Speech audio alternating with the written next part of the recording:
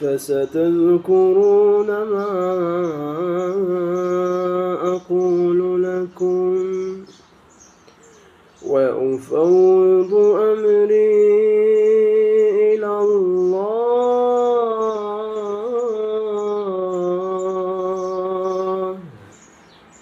وأفوض أمري